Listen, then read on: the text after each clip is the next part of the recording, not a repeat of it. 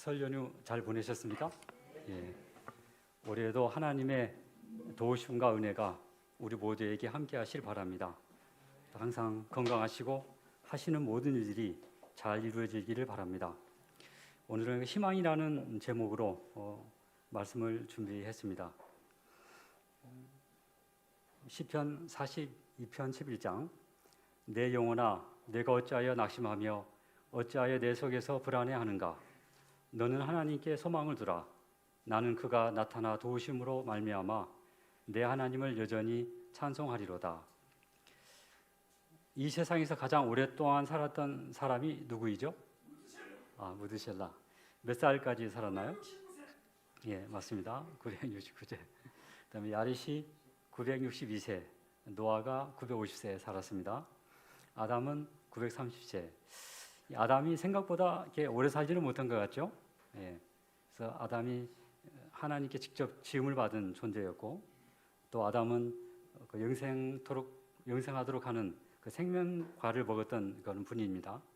그런데 가끔 성경을 볼 때마다 왜 아담이 이렇게 수명이 짧았을까 하는 그런 의문들을 갖게 되죠.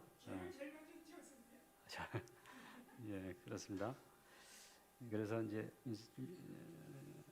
부조와 선지자에 보니까 죄에 대한 심한 가책과 또 아벨이 죽고 가인이 버림을 받은 이중 슬픔, 또 전 세계의 편만한 부패를 볼 때에 그의 생애는 고통과 슬픔의 생애였다라고 이렇게 기록하고 있습니다. 아마 그래서 이 아담이 수명이 짧은 이유는 그의 고통과 슬픔의 생애가 그의 수명을 단축시키지 않았나 이렇게 생각을 합니다. 그래도 하나님께서도 그를 빨리 죽게 함으로써 아담의 그 고통과 슬픔을 줄여줬기 때문이라고 생각을 합니다. 여인에게서 태어난 사람은 생애가 짧고 걱정이 가득하다 그렇게 이야기하고 있습니다. 사람의 생애는 꽃과 같이 짧다고 말합니다. 그런데 이 짧은 생애 또한 걱정과 근심의 생이라고 이렇게 말을 하고 있습니다.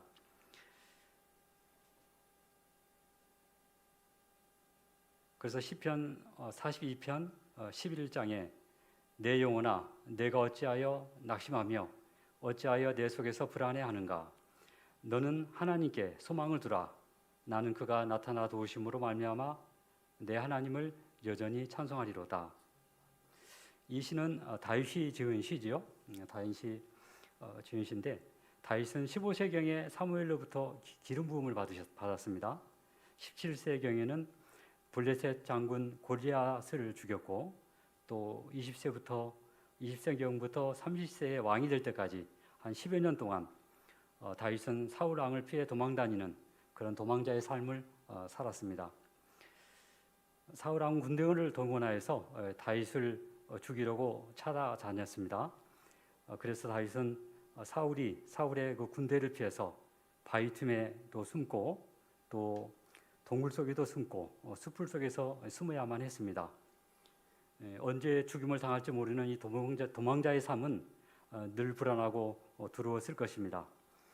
시편 42편의 이 시는 다윗이 이런 도망할 때 지은 시로서 다윗의 그 애처로운 애가라고 그렇게 이야기하고 있습니다.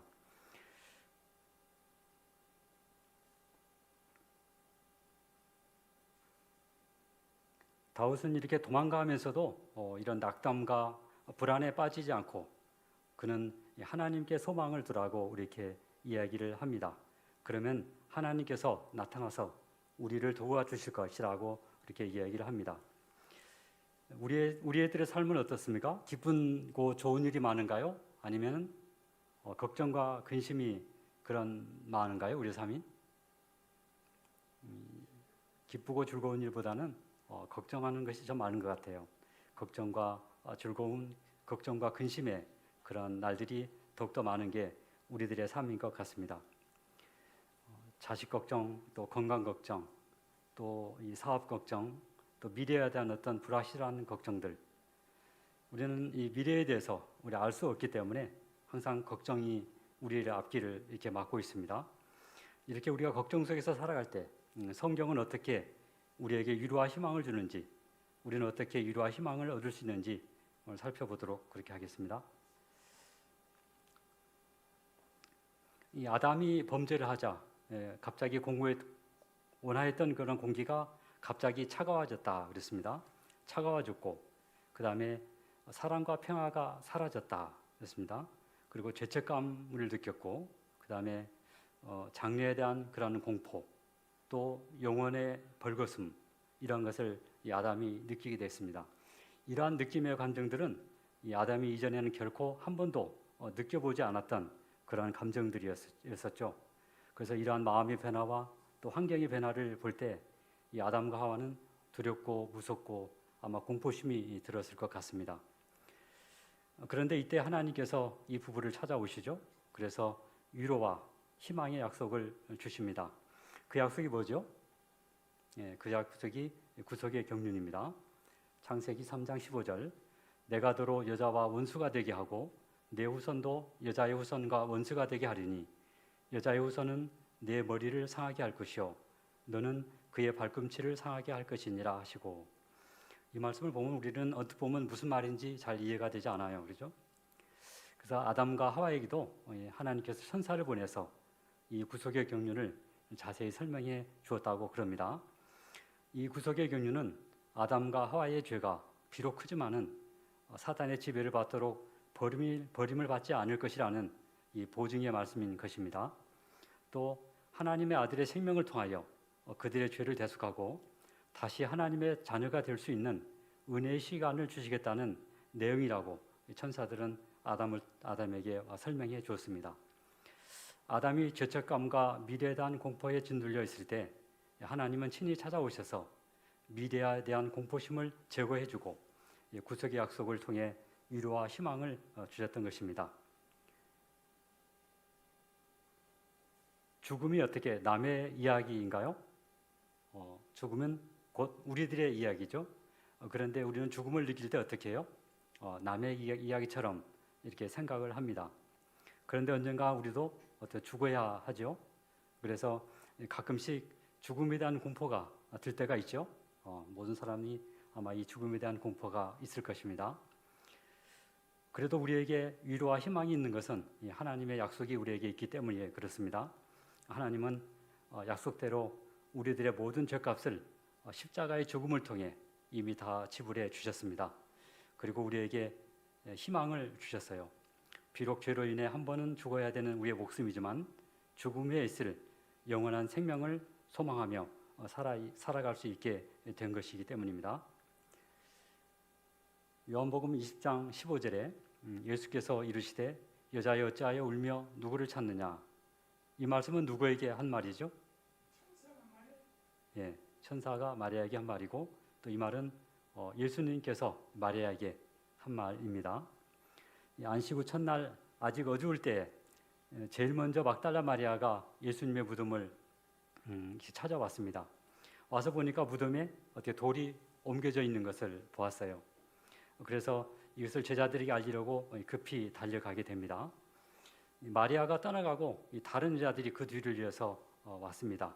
그 여자들은 야고보의 어머니 마리아, 또 요한나, 살로메와 살로메라고 이렇게 이야기를 하고 있습니다. 이 여자들은 와서 이 무덤 속에서 이 천사들을 만났습니다. 그리고 예수님께서 살아나셨다는 기쁜 소식을 듣고 돌아가게 됩니다. 그래서 그 다음에 이제 이 막달라 마리아의 말을 듣고 베드로와 요한이 달려오죠. 막 달려왔다고 그렇게 얘기를 합니다. 그 다음에 뒤를 이어서 막달라 마리아가 다시 따라옵니다. 요한과 베드로가 예수님의 빈 무덤을 확인하고 돌아가게 되죠. 돌아가지만 막달라 마리아는 혼자 남아서 예수님의 빈 무덤을 들여다봅니다. 그때 천사가 하나는 예수님이 누웠던 머리 쪽에 또 하나는 발 쪽에 있었습니다. 그러면서 어찌하여 우느냐 천사가 마리아에게 물어보죠. 그런데 마리아가 이 천사들이 누군지를 알아봤나요? 못 알아봤어요. 그죠? 아까 좀 전에 왔던 여자들은 그분들이 천사인 줄 알고 두려웠다 그랬어요. 두려웠었는데 이 막달라 마리아는 이 천사들을 알아보지 못했어요. 왜 그랬죠? 눈물 때문에 그렇죠. 너무나 눈물을 많이 흘렸기 때문에 이 막달라 마리아는 그들이 천사인지를 보지를 알지 못했습니다. 마리아가 이제 무덤에서 몸을 돌렸을 때 예수님께서는 무덤 밖에 서 계셨습니다. 그렇지만 마리아는 예수님도 알아보지를 못했어요. 마리아가 눈이 앞이 안 보일 정도로 눈물을 많이 흘렸기 때문입니다. 이 마리아가 얼마나 예수님을 사랑했는지, 예수님 때문에 얼마나 슬펐던지를 우리에게 말해 줍니다. 예수께서 어찌하여 울며 누구를 찾느냐 이렇게 마리아에게 물어봅니다.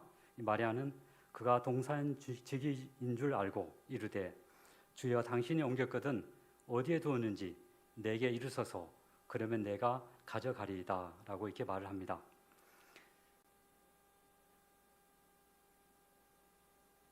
예수님께서 이제 마리아의 귀에 익은 그런 음성으로 마리아라고 부르니까 마리아가 그때서야 예수님인 줄 알아보게 됩니다.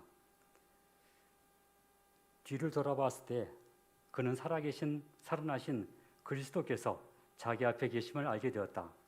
그녀는 너무도 기뻐서 예수님께서 십자가에 못 박히셨던 것조차 잊어버렸다. 그랬습니다. 마리아는 마치 그분의 발을 안을듯이 예수님에게 달려가 라보니여 하고 말하였다.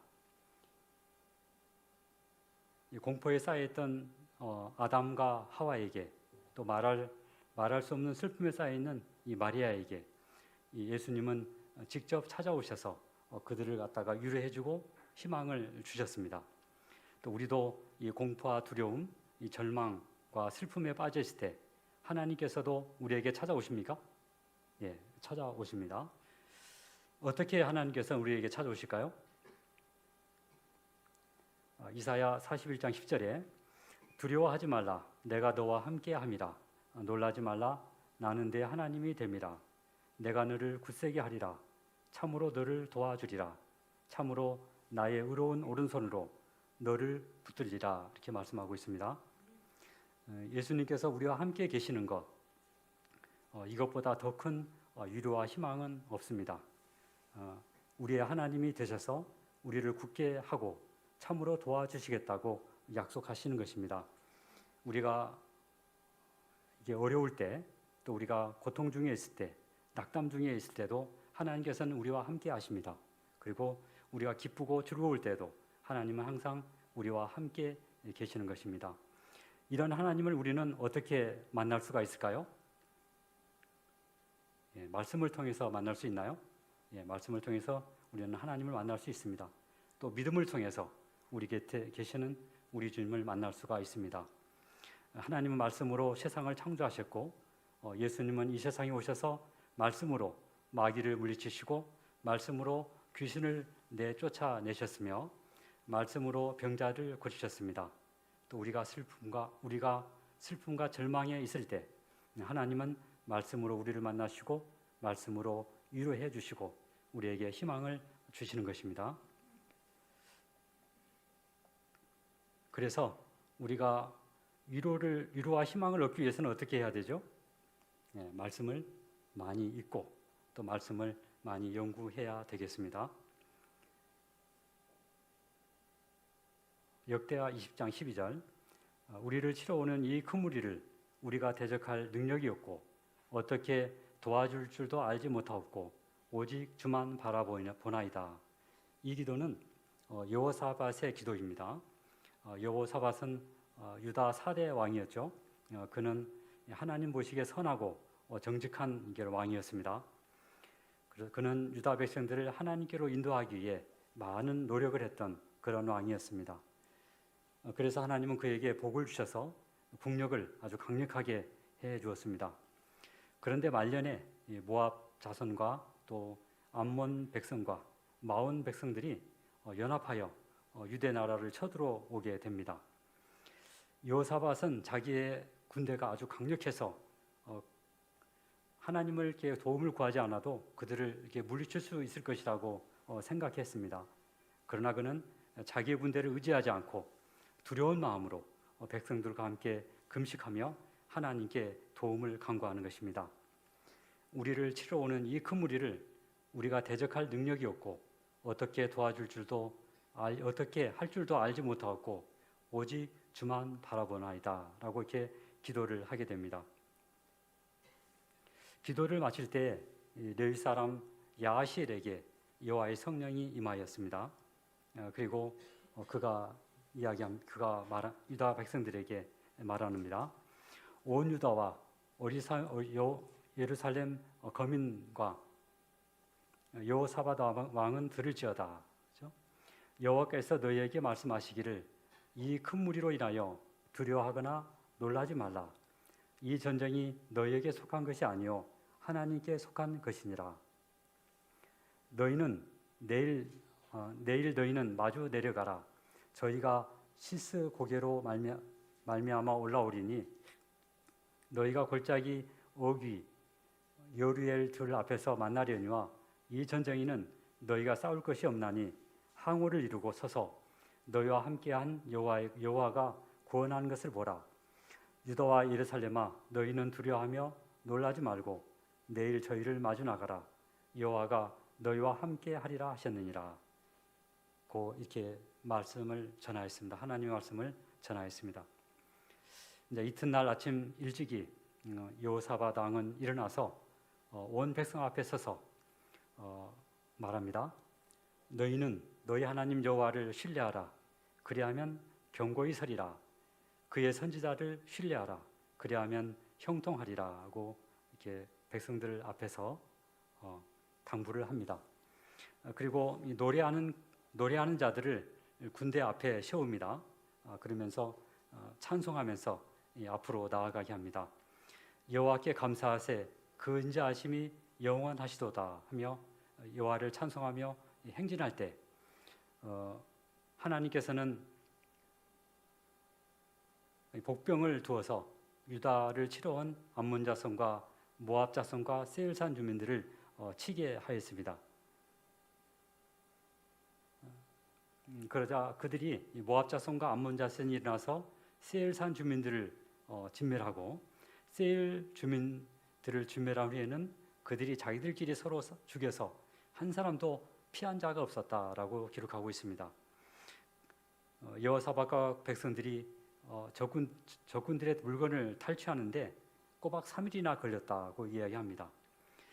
여호사밧 왕이 이 연합군을 무찌르고 대승리를 거둔 이유는 그들이 하나님을 신뢰하고 하나님께 기도하였기 때문입니다.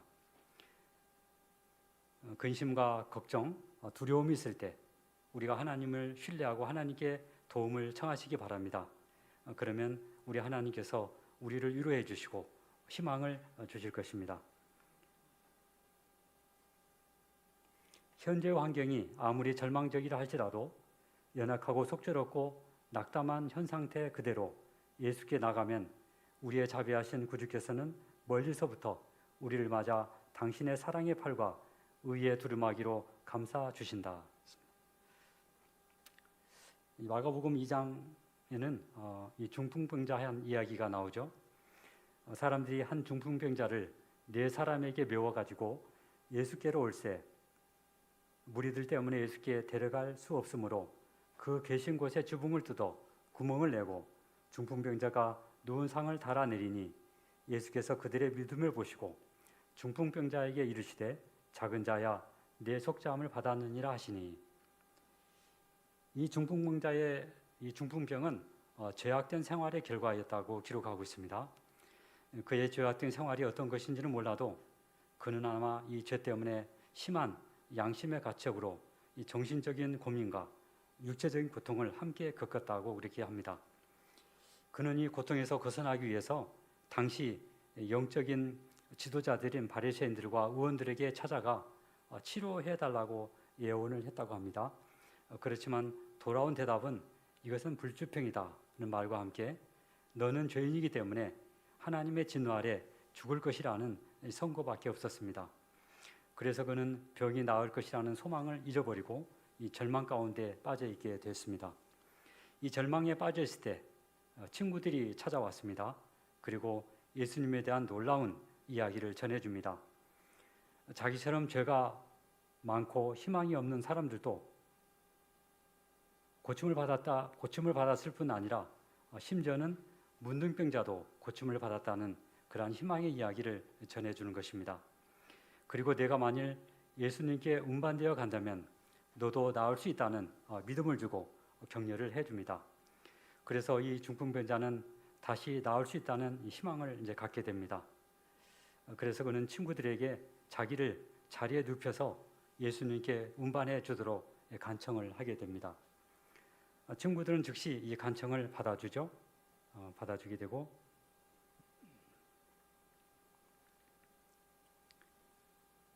그러나 그곳에는 사람들이 너무나도 많이 있었으므로 예수님께 접근할 수가 없었습니다. 여러 번 시도했지만은 도저히 예수님 앞에 나아갈 수가 없었습니다. 그래도 이 중풍병자는 포기할 수가 없었습니다. 왜냐하면은 그처럼 만나고 싶어했던 예수님이 바로 눈앞에 계셨기 때문입니다. 중풍병자는 고민 끝에 친구들에게 지붕을 뚫고 예수님 앞에 내려달라고 요청을 하게 됩니다. 친구들은 이 요청도 받아들여 줍니다. 그래서 지붕을 뚫고 이 중풍병자가 내려오는 이 황당한 일 앞에 예수님의 설교는 중단되고 모든 사람들의 이목이 그에게 집중되게 됩니다. 예수님께서는 이 중풍병자의 모든 것을 다 아시고 계셨습니다. 그래서 소자야 안심하라 내 죄 사함을 받았니라고 말씀하셨습니다. 이 말씀하실 때 이 절망 속에 있던 중풍병자의 모든 죄짐이 떠나가게 됩니다. 그리고 말할 수 없는 평강이 그에게 이르러 오고 그의 고통이 사라지게 되는 것입니다. 이 중풍병자에게 이 용기와 희망을 주고 끝까지 도움을 주었던 사람들이 누구였습니까? 친구들이었죠. 이 친구들은 아마 세상적인 친구들은 아니었을 것입니다. 이 친구들은 아마 믿음의 친구들일 것이 분명합니다. 우리 모두는 믿음의 친구들인가요? 예, 우리들은 믿음의 친구들입니다. 그래서 우리들도 이 어려운 일이 있을 때 서로 위로와 희망이 되었으면 좋겠습니다.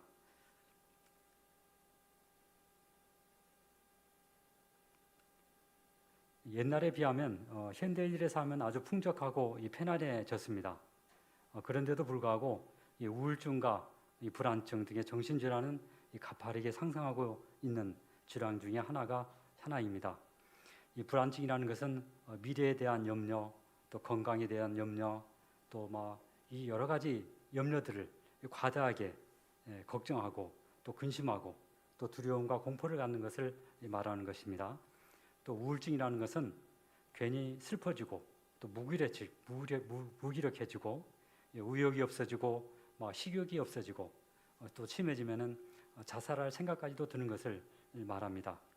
우리가 살다 보면 이런 생각들이 자주 드나요? 예. 살다 보면 이런 생각들이 아마 자주 한 번씩은 들게 됩니다. 어떤 때는 하루에도 몇 번씩 이런 생각들이 들게 됩니다. 그런데 이런 생각들을 계속 지니고 있어서는 안 된다고 이렇게 이야기해주고 있습니다. 사람들이 고통당하고 있는 질병의 대부분은 정신적 우울에서 온다. 슬픔, 걱정, 불만, 후회, 죄책감, 불신, 이 모든 것은 생명력을 저하시키고 쇠약과 죽음을 초래한다. 그렇게 가정건강에 이야기하고 있습니다. 우울한 마음과 이 불안한 마음을 물리치는 것은 우리의 의무이다라고 이야기하고 있습니다. 우울하고 불만스러운 사상과 감정을 물리치는 것은 기도하는 것과 마찬가지로 하나의 의무이다라는 것이죠. 이 말은 불안한 마음과 이런 우울한 감정들을 물리쳐야 된다는 것이죠. 그래서 이 건강 문제, 또 자식 문제, 노후 문제, 우리들 앞에 있는 여러 가지 문제들 때문에 때로는 답답하고 불안하고 이렇게 우울해질 때 이런 마음과 생각이 들 때 우리는 빨리 이런 것들을 떨쳐버려야 된다는 것입니다. 그리고 감사와 찬송의 마음을 가져야 된다고 이야기하고 있습니다. 위로와 희망을 가질 수 있는 오늘 여러 가지 이렇게 방법을 간단히 보았습니다. 첫 번째는 우리 곁에 계신 말씀을 통해서 위로와 희망을 받을 수가 있고, 또 둘째는 기도를 통하여 우리 하나님께 위로와 희망을 받을 수 있고, 또 세 번째는 또 믿음의 친구들을 통해서 위로와 희망을 받을 수 있다고 우리가 오늘 배웠습니다. 마지막으로 산소 공급이 부족해질 때 피는 천천히 순환하게 되고, 또 두뇌는 흐려지고 우리의 생각은 혼란하고 우울한 생각이 정신에 깃들게 된다라고 이렇게 합니다. 그러니까 우울한 생각이 들 때 우울한 생각을 떨쳐버릴 수 있는 또 한 가지의 방법이 있는데, 그 방법은 뭡니까? 산소 공급을 우리가 많이 해주는 것입니다. 산소 공급을 많이 하기 위해서는 뭘 해야 된다고 이때까지 배웠습니까? 심호흡을 많이 해야 된다고 배웠습니다. 심호흡을 하는 방법은 여러 가지가 있는데, 숨을 깊이 내쉬고 들어 마시고 내쉬는 방법도 있고, 찬미가를 부르는 것도 있습니다. 그래서 우리가 이렇게 마음이 답답하고 또 이게 우울한 생각이 들 때 심호흡을 해 보시기 바랍니다.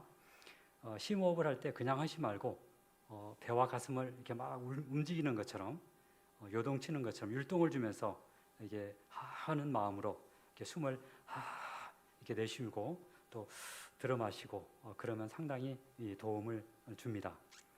한번 해보시겠습니까? 그거? 예. 마음을 들어 마시고 내쉴 때 하는 마음으로, 이렇게 하는 마음으로 내쉬는 것입니다. 이렇게 우리 마음이 불안하고 그럴 때 상당히 도움을 줍니다.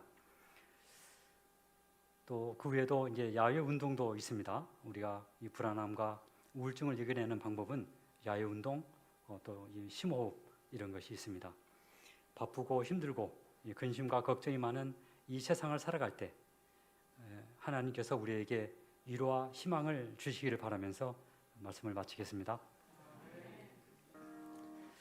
하늘에 계신 우리 아버지, 우리 마음이 불안하고 우울할 때, 우리가 주님께 나아갈 때 아버지께서 우리를 위로해 주시고 우리를 희망으로 인도하여 주시옵소서. 가는 길도 안전하게 지켜 주시옵소서. 예수님 이름으로 기도드립니다.